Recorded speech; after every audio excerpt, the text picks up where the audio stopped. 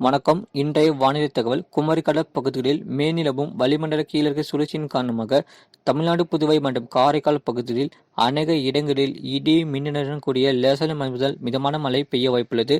கனமழை பெய்யக்கூடிய மாவட்டங்கள் நீலகிரி, கோயம்புத்தூர், திருப்பூர், தேனி, திண்டுக்கல், கரூர், நாமக்கல், சேலம், ஈரோடு, தருமபுரி, கிருஷ்ணகிரி, திருப்பத்தூர், அரியலூர், பெரம்பலூர், திருச்சிராப்பள்ளி, கடலூர் மற்றும் கள்ளக்குறிச்சி மாவட்டத்தில் ஓரிரு இடங்களில் கனமழை பெய்ய வாய்ப்புள்ளது. தமிழகத்தில் இன்னும் 5 நாட்களுக்கு இந்த கனமழையானது தீவிரமடைய வாய்ப்புள்ளது. குறிப்பா மாலை மற்றும் இரவு நேரங்களிலும் கனமழை தீவிரமடைய வாய்ப்புள்ளது.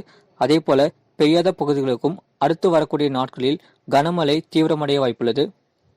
இன்னும் பெய்யாத பகுதிகளுக்கும் அடுத்து வரக்கூடிய நாட்களில் இந்த கனமழையானது எதிர்பார்க்கலாம். அதேபோல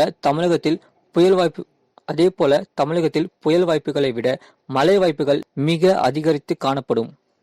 சென்னையை பொறுத்தவரை அடுத்த 48 மணி நேரத்திற்கு வானம் ஓரளவு மேகமூட்டத்துடன் காணப்படும். நகரின் ஒரு சில பகுதிகளில் இடி மின்னலுடன் கூடிய மிதமான மழை பெய்ய வாய்ப்புள்ளது. அதிகபட்ச வெப்பநிலை 32 முதல் 33 டிகிரி செல்சியஸ் மற்றும் குறைந்தபட்ச வெப்பநிலை 25 முதல் 26 டிகிரி செல்சியஸ் அளவில் இருக்கக்கூடும்.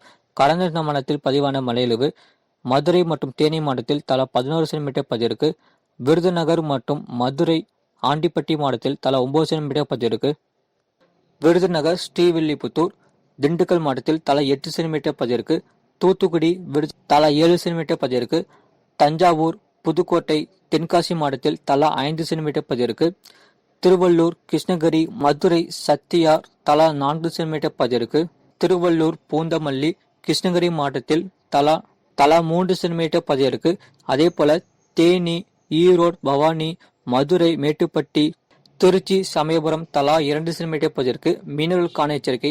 குமரிக்கடல் பகுதிகள், மன்னார் வளைகுடா மற்றும் இலங்கையை ஒட்டிய தென்மேற்கு வங்கக்கடல் பகுதிகளில் சூறாவளி காற்று மணிக்கு 40 முதல் 45 கிலோமீட்டர் வேகத்திலும் வீசக்கூடும். இடையிடையே 55 கிலோமீட்டர் வேகத்திலும் வீசக்கூடும். இதுபோன்ற செய்திகளை உடனுக்குடன் அறிந்து கொள்ள மறக்காம நம்ம சேனலை சப்ஸ்கிரைப் செய்யுங்கள் மற்றும் திருப்பி ஷேர் செய்யுங்கள்.